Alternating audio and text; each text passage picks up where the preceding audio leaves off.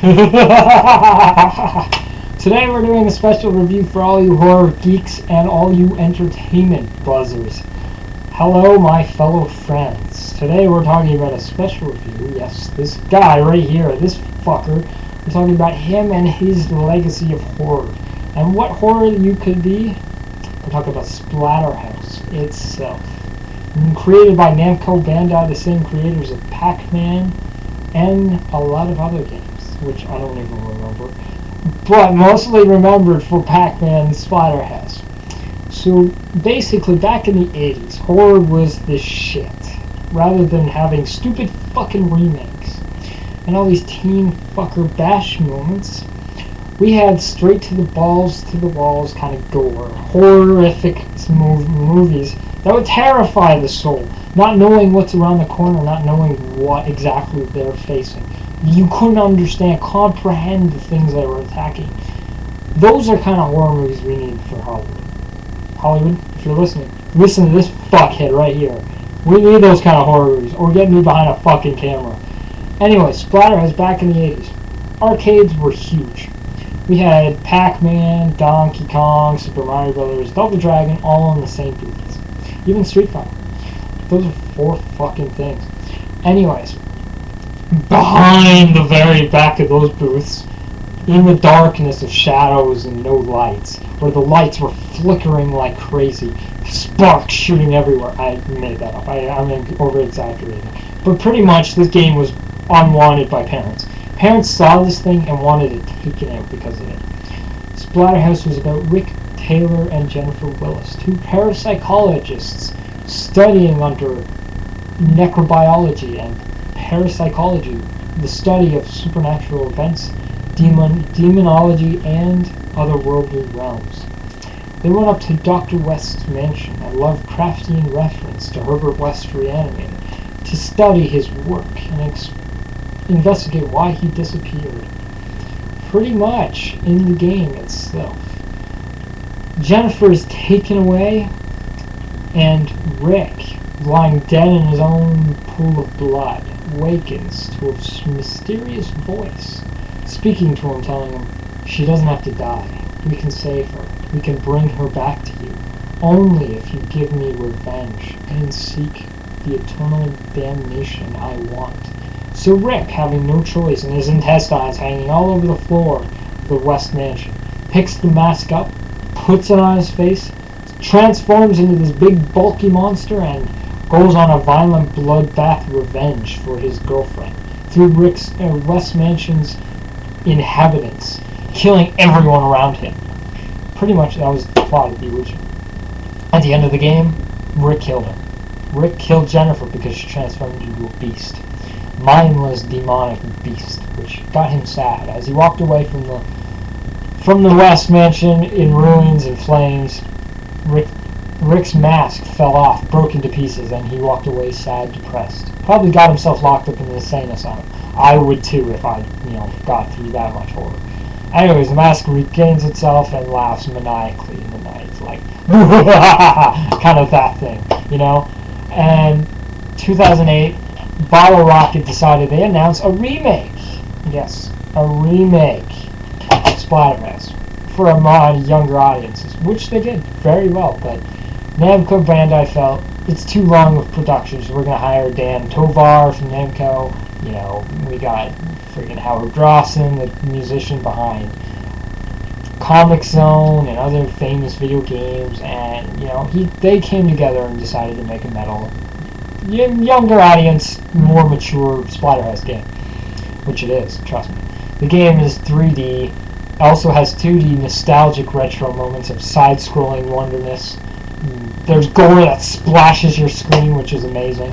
When you hit enemies with pipe, they smack against the screen and they scream and stuff. You can do really creepy splatter kills where you rip the torso out of somebody, or you rip the body, or you fucking knock their head off, pull out their kidneys, and throw it at them. You can use the enemy's heads, arms. You can get your own arm ripped off, spewing blood. The main purpose of the game was blood. Namco Bandai made this game, which is amazing. In the remake itself, Rick Taylor and Jennifer Willis are still parapsychology students under Dr. West. So they go to the West Mansion to investigate and interview Dr. West. The West, feeling under pressure and very angry at this situation, kills Rick in his own blood by calling up the Ancient Ones. And Jennifer is kidnapped by Dr. West. Rick finds the West, knocks over the Terror Mask itself, and Jim Cummings, the voice of Winnie the Pooh, Darkwing Duck, and I'm not going to mention Tigger, tells Rick that we can save her. We can give you your life back. We can get your dreams back, your woman, your love, your passions. If you trust me and if you put some faith on, because if you don't have me, you're fucked, and I'm the only God listening to you. So Rick, he takes it on, puts it on his face, becomes the big bulky monster we all know and love, and goes through a rampage killing everyone in his sight. Winds up finding out hints and clues about Dr. West and why Rick is being chosen to wear the ancient mask, and Jennifer, why she's taken away, and Dr. West's real ultimate plan, even though I'm not going to give out spoilers, but something to do with Rick and Dr. West ensues. And that's the truth of it all. And Terror Mask is blended into the middle of this. And pretty much throughout the game, you know, you get classics like Splatterhouse 1, 2, and 3 unlocked for you to play, uncensored ones. And you get music such as ASG, Goat Horror, Mastodon, Five Finger Death Punch, Invisible Enemies, sung by Dave Tovar, the producer. You get a lot of bands playing in this game, and honestly, I don't understand what Gametrailers, Kotaku, Screw Attack, IGN, or GameSpot are talking about when they say this game is a piece of shit and too repetitive.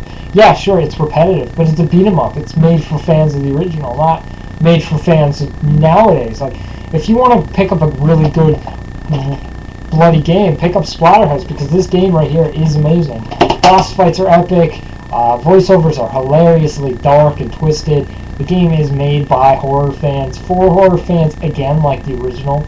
It's still the same. I'm going to reference H.P. Lovecraft, Reanimator, Evil Dead, Deadly Swarm, Nightmare on Elm Street, Hellraiser, and all those beautiful games, or horror movies back in the day. Those are, you know, blended into this. It's like if you took Friday the 13th, who's the model of this character's face, and made a baby, and it's absolutely wonderful. Like, it's worth the fucking $60 you go out and buy a game. Honestly, you get unlockable DLCs. There's a DLC where you actually fight Rick himself. Gameplay is twisted as fuck. Enemies like dead fetus babies that shoot shit out of their asses, you know, when they cry. It's really good and rich in story. Honestly, that's the best game I've ever heard and played. It's a single-player game, and it's not a God of War ripoff. It's not a Call of Duty. It's not, you know, one of those big successes. It has its flaws. It's, you know, it's got its fucking, you know, bugs and errors, and its load times. But honestly, it's worth the pickup, and honestly, it's the best game ever made. I honestly love it, and I'm pretty sure you would love it too. I'll post up a link for the introduction of the game and some gameplay links. So you can view more of it, and I'll send you a link. I'll post a link under my information about like the actual horror to it and the original trailer, so you know, get a glimpse of what the original used to look like.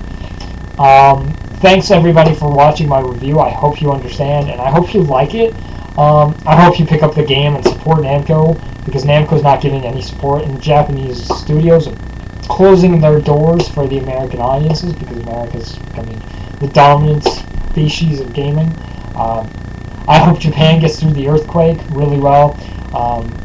Let's pray for them. Let's pray for all the victims of the families lost and everyone. And I hope everybody comments on my comments board and tells me what review you want next, or what would you like me to talk about and discuss next. Thank you for watching. Again, this is Mr. Poet himself, the Horror Poet. I hope you had a good time, and farewell, my friends. Take care.